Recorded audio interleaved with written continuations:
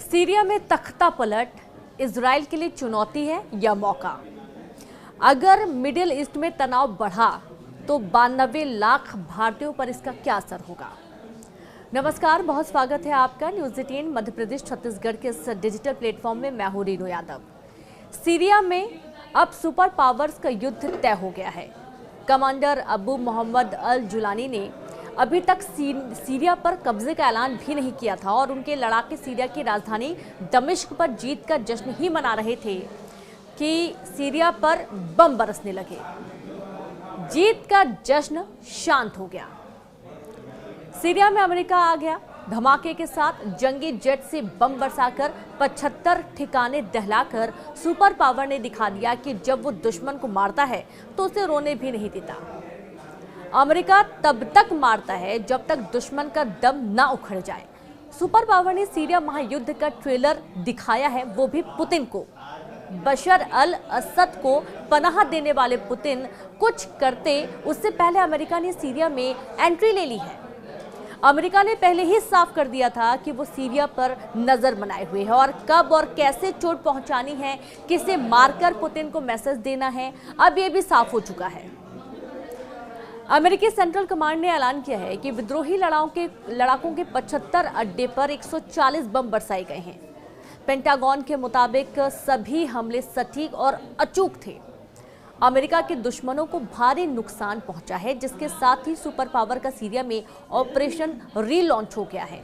America ने अपने operation inherent resolve की नई सीरीज में कुर्द नेतृत्व वाली सायरन डेमोक्रेटिक फोर्सेस को भी साथ में जोड़ रखा है।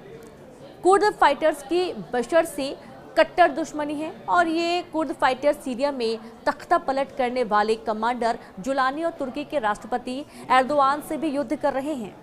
वहीं सीरिया में अमेरिका के टारगेट पर आईएसआईएस के लड़ाके हैं। अमेरिका ने धमकी दी है कि सीरिया में कमांडर जुलानी ने गलती से भी टेरर ग्रुप के साथ हाथ मिलाया तो सर्वनाश होना तय है। कमांडर जुलानी का सीरिया का सरगना बनना अमेरिका को रास नहीं आ रहा है और ना ही इजराइल को। एक तरह अमेरिका ने सीरिया में बम बरसाए तो इधर महज 10 घंटे के अंदर इजराइल ने कमांडर जुलानी के इलाकों पर 100 से ज्यादा हमले कर दिए। दावा तो यहां तक किया जा रहा है कि रूस भागने के बाद असद के सीरिया पर अब इजराइल एक बड़े इलाके में कब्जा करने जा रहा है। आखिर सीरिया में ये कैसा खूनी खेल, इसे अब इजराइल के हवाई हमलों से समझ सकते हैं। जिस वक्त सीरिया की राजधानी दमिश्क में कमांडर अबू मोहम्मद अल जुलानी के लड़ाके जीत का जश्न मना रहे थे, ठीक उसी वक्त इजराइल के फाइटर जेट F-35 और F-16 सीरिया पर हमला करने के लिए टूट पड़े। इजराइल के जबरदस्त एयर स्ट्राइक में कई हवाई अड्डे, सैन्य ठिकाने, हथियार डिपो और यहाँ तक कि केमिकल फैक्ट्री तक तबाह और बर्बाद कर दी गई। ये हमले राजधानी दमिश्क समेत कई शहरों पर हुए हैं। एर्दोगन का खासम खास जुलानी से अमेरिका नफे नुकसान का गुणा भाग कर रहा है और इससे भी ज्यादा सुपर पावर को खतरा इस बात से है कि बशर अल असद ने मॉस्को में डेरा जमा लिया है। प्रेसिडेंट पुतिन की शरण में बशर के जाने के मायने समझना मुश्किल ही है। रूस ही ऐसा देश है जो बशर को अमेरिका के ताप से बचा सकता है। प्रेसिडेंट पुतिन ही इकलौते लीडर हैं जो दोबारा बशर अल असद की वापसी दमिश्क में करवा सकते हैं। पुतिन बशर के मिशन इम्पॉसिबल को पॉसिबल बनाने का दम खम रखते हैं। पुतिन की कुछ मजबूरी भी बशर के हक में जाती है। पुतिन ने इशारे में जता भी दिया है कि सीरिया में क्या होने वाला है। वियना में रूस के राजदूत मिखाइल अलियानोव का ये मैसेज सीधे अमेरिका पर बड़ा तंज है और इसे पुतिन का ओपन ऐलान भी माना जा रहा है। मिखाइल ने पुतिन के इरादे जाहिर करते हुए लिखा है कि रूस कठिन परिस्थिति में अपने दोस्तों को धोखा नहीं देता और यही रूस और अमेरिका में अंतर है। मतलब ये कि रूस सीरिया में एक्टिव है और अमेरिका से ज्यादा गहरी पैठ रखता है। सीरिया में रूस और अमेरिका के सैनिकों के जमावड़े में बहुत बड़ा फर्क है।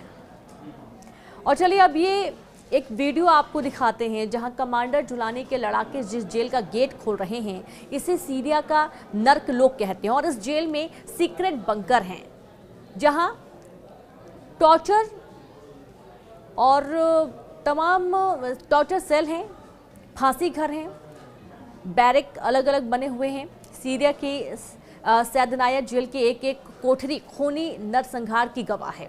धरती के नीचे 3 तल्ले में फैली इस सुरंग नुमा जेल से जुड़े दिल दहलाने वाले किस्से हैं। कमांडर जुलानी के कट्टर लड़ाके इस जेल को बशर अल असद का बूचड़खाना भी कहते हैं। साल 1990 में बनाई गई ये जेल 24 आते आते बंद कर दी गई। अब भी इस जेल के कुछ सेल के गेट खुले नहीं रहे। सीक्रेट कोड से लॉक इस जेल से बशर अल असद गुप्त ऑपरेशन की प्लानिंग कर सकते हैं। तो वहीं अब मतलब साफ है कि जिस तरीके की स्थिति अभी बनती हुई नजर आ रही है, उससे कहीं ना कहीं तख्ता पलट की राजनीति जोरों शोरों से चल रही है।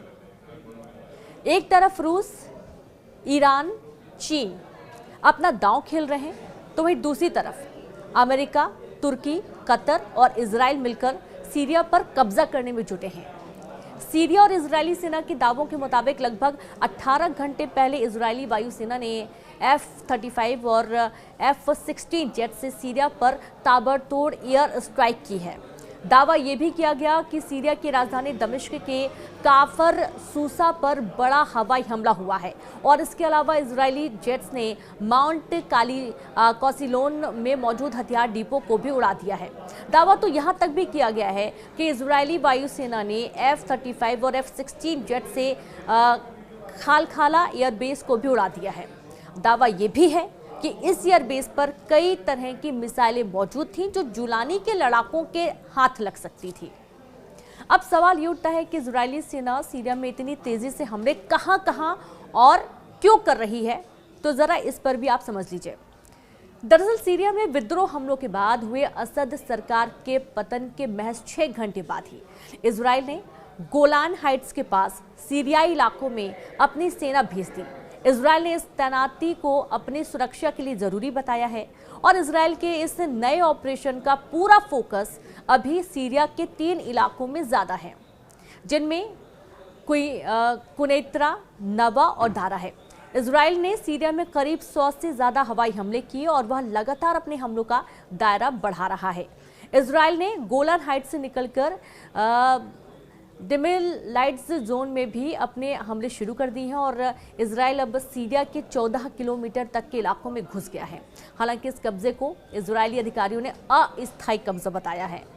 कुछ वॉर एक्सपर्ट्स का मानना है कि इजराइल को पहले से ही इसकी उम्मीद में थे कि जब विद्रोही गुटों का सीरिया पर कब्जा हो तभी वो अपने ऑपरेशन स्टार्ट करें ताकि उसको जवाब देने के लिए इन इलाकों में कोई सेना ना हो।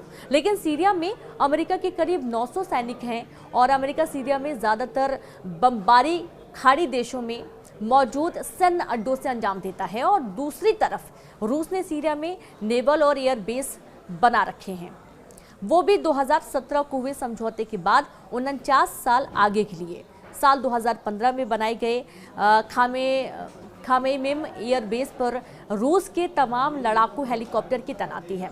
वहीं टार्टस नौसैनिक पर रूसी नेवी के ज़्यादातर जंगी हथियार तैनात हैं, जिनसे पुतिन जब चाहें जिसे चाहें सीरिया से मारकर भगा सकते हैं। बशर अल असद अरब वर्ल्ड में रूस के सबसे जिगरी लीडर हैं। मॉस्को तक उनकी सुरक्षित विदाई भी पुतिन की वजह से मुमकिन हुई है और बशर के परिवार को खरोच आए बिना पुतिन ने जिंदा बचाकर एर्दोआन के प्लान को तो फ्लॉप कर ही दिया। लेकिन पुतिन का मिशन सीरिया अभी भी अधूरा है। प्रेसिडेंट पुतिन को सीरिया में अमेरिका की मौजूदगी ही नागवार गुजरती है। पुतिन असद की वापसी का क्या प्लान बना रहे हैं, कैसे अमेरिका का सेकेंड टाइम सीरिया में सरेंडर मुमकिन है, ये जानने से पहले बशर अल असद के उस स्लॉटर हाउस के भीतर भी आपको तस्वीरें दिखाते हैं जो सैदनाया जेल के नाम कुख्यात है। कुल मिलाकर हालात ये हो गए हैं कि सीरिया के राष्ट्रपति रहे असद मॉस्को में पुतिन के रहमो करम पर बाकी जिंदगी काटेंगे और इधर जुलानी अब इजराइल के साथ साथ पूरे मिडिल ईस्ट के लिए एक बड़ा खतरा बन चुका है।